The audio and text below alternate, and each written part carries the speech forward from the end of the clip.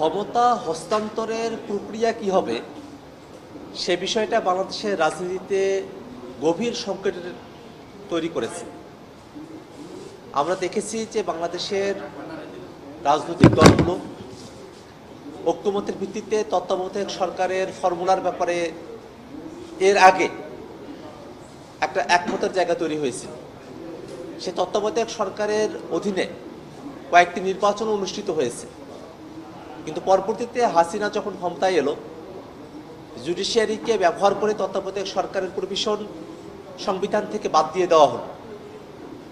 ঐকমত্য কমিশনে রাজনৈতিক দলগুলো তত্ত্বাবধায়ক সরকারকে ফিরিয়ে নিয়ে আসার ব্যাপারে আমরা সকলেই একমত, কিন্তু সেই তত্ত্বাবধায়ক সরকার কিভাবে গঠিত হবে সে জায়গাটাতে মোটা থেকে একটা একমতের জায়গা হলো যে পূর্বে ত্রয়োদশ সংশোধনীতে যেভাবে বাধ্যতামূলকভাবে সাবেক বিচারপতিদেরকে তত্ত্বাবধায়ক সরকারের প্রধান উপদেষ্টা করার বিধান করা হয়েছিল, সেই জায়গাটা আমরা রাখার পক্ষপাতী নই।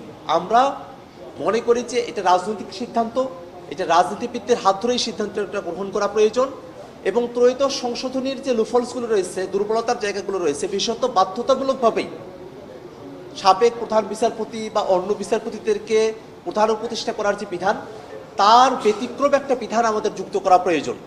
এবং সে জায়গা থেকেই প্রাথমিকভাবে 5 সদস্যের একটা বাছাই কমিটির কথা বলা হয়েছে। প্রধানমন্ত্রী, বিরোধী দলীয় নেতা, স্পিকার, ডেপুটি স্পিকার এবং তৃতীয় যে দলটি থাকবে সংসদে তাদের একজন প্রতিনিধি।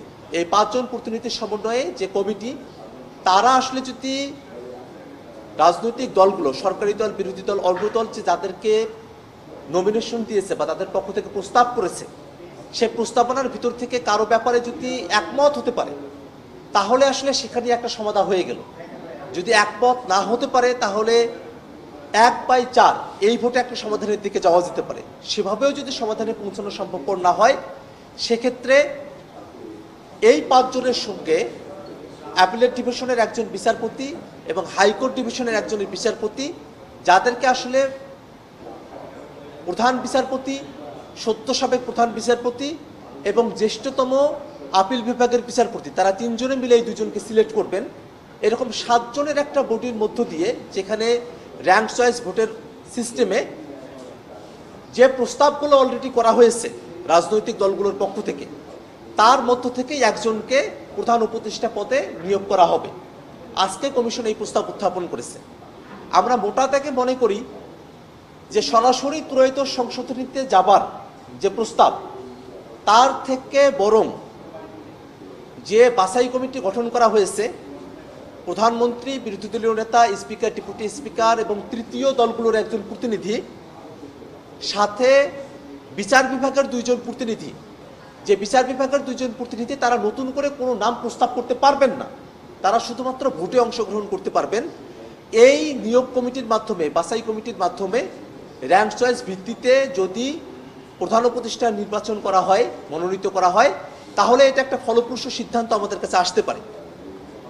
আজকে যখন আমরা এই বিষয় নিয়ে কথা বলেছি, বিএনপির তরফ থেকে বলা হয়েছে ঠিক যে বাছাই কমিটি তারা যদি একমতে সিদ্ধান্ত গ্রহণ করতে না পারে, তারপরে সরাসরি ত্রয়োদশ সংশোধনীতে যাওয়ার যে আলাপ, তার মাঝখানের যে একটা পন্থা, সেটা খুঁজে বের করার জন্য পরবর্তীতে যারা সংসদে আসলেন বা পরবর্তীতে যারা নির্বাচিত হয়ে আসলেন, তারা যেন এই বিষয়টি ঠিক করতে পারেন, তেমন একটা প্রস্তাব এখানে করা হয়েছে। কিন্তু আমাদের কাছে মোটা থেকে মনে হয় যে তত্ত্বাবধায়ক সরকারের ইস্যুটা আমাদের জাতির জন্য এতটা গুরুত্বপূর্ণ যে সেটাকে পুরোপুরিভাবে সমাধান না করে তার কোনো একটু অংশকেও আমরা যদি পরবর্তী কোনো সময়ের জন্য তুলে রাখি, তাহলে এটা বড় ধরনের বিতর্কের জায়গা এবং মোটা থেকে এটা অসমাধানের একটা পরিস্থিতি তৈরি হয়ে রাখতে পারে।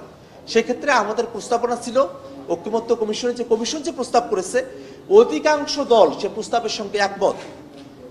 অন্য যে রাজনৈতিক দলগুলো আছে তাদের কাছে যদি বেটার আর কোনো সলিউশন থাকে, তারা সেটা প্রস্তাব করতে পারেন।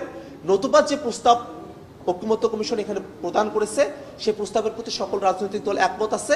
বিএনপি সহ যে গুটি কতক দল এই প্রস্তাবের সঙ্গে একমত না হয়ে পরে সংসদের কথা বলেছেন, তারাও আসলে তাদের সিদ্ধান্ত পুনর্বিবেচনা করতে পারেন।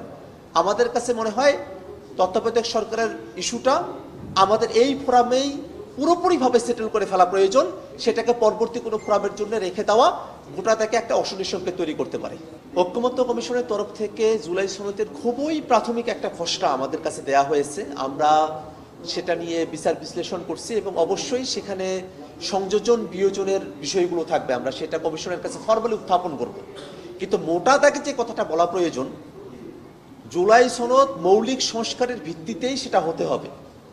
আমরা যে বিষয়গুলো নিয়ে ঐক্যমত্য কমিশনে আলাপ করেছি, মৌলিক সংস্কারের প্রত্যেকটা বিষয়ই যেন জুলাই সনদে অন্তর্ভুক্ত হয়, সেটাই আমাদের দাবি। যদি কোনো বিষয়কে অনুল্লেখ করে বাদ দিয়ে জুলাই ঘোষণাপত্র প্রণয়ন করা হয়, সেক্ষেত্রে সেই জুলাই সনদে আমরা স্বাক্ষর করবো কিনা সেটা অবশ্যই বিবেচনাধীন। এবং একই সাথে যে জুলাই সনদ প্রণয়ন করা হবে সেটা যেন বাস্তবায়নযোগ্য হয়, এর কারণে আমরা এলএফের কথা বলেছি, লিগ্যাল ফ্রেমওয়ার্ক অর্ডার করে একটা আইনি ভিত্তি দিয়ে জুলাই সনদকে বাস্তবায়নের একটা পথ তৈরি করা যেতে পারে। একই সাথে সংবিধানের সঙ্গে যে বিষয়গুলো সম্পর্কিত, সেই বিষয়গুলোকে সংবিধান পুনর্লিখন করানোর জন্য একটা যদি গণপরিষদ নির্বাচন হয়, সেই গণপরিষদের মধ্য দিয়ে আমরা সব থেকে শুদ্ধতম উপায় এবং সঠিক উপায়ে আমরা সেটাকে সন্নিবেশ করতে পারি সংবিধানে। এবং একই সাথে জুলাই সনদে এতগুলো রাজনৈতিক দল আমরা যে মৌলিক সংস্কারগুলোর বিষয়ে একমত হচ্ছি, সেই সংস্কারগুলো থেকে যাতে পরবর্তীতে ক্ষমতায় আসা কোনো দল বিচ্যুত হতে না পারে, সেটা গ্যারান্টিড হতে হবে। এবং একই সাথে এই সংস্কারের প্রস্তাবনাগুলোর সঙ্গে অসঙ্গতিপূর্ণ, অসামঞ্জস্যপূর্ণ কোনো আইন যাতে তৈরি করা না হয়, তেমন একটা বিধান যুক্ত করার ব্যাপারে আমরা দাবি জানিয়েছি। মোটা থেকে আমাদের অফিসিয়াল যে বক্তব্য, সেটা আমরা কমিশনের কাছে আমাদের অফিসিয়াল বক্তব্য হস্তান্তর করার পরেই আপনাদেরকে বিস্তারিত জানাবো। ধন্যবাদ। বারবারই এই কথাটা বলছি যে জুলাই সনদ আমরা যেখানে যেভাবেই হোক না কেন, আমরা যখন মৌলিক সংস্কার ভিত্তিতে এখানে একমত হচ্ছি, সেটাকে যত দ্রুত সম্ভব এটাকে বাস্তবায়নের পথ আমাদেরকে অন্বেষণ করতে হবে। এটাকে কোনোভাবেই একটা দীর্ঘমেয়াদী জটিলতার পরিস্থিতির মধ্যে আমরা ফেলতে চাই না। মোটা থেকে যে খসড়াটা দেওয়া হয়েছে, সেই খসড়াটার ব্যাপারে আমরা দলীয় ফর্মে আলাপ আলোচনা করছি। আমাদের অফিসিয়াল যে পজিশন এবং যে সংযোজন বিয়োজনগুলোর জায়গা রয়েছে, অবশ্যই রয়েছে, সেগুলো আমরা আপনাদেরকে আরও ফর্মালি সামনের দিনে আমরা উপস্থাপন করব।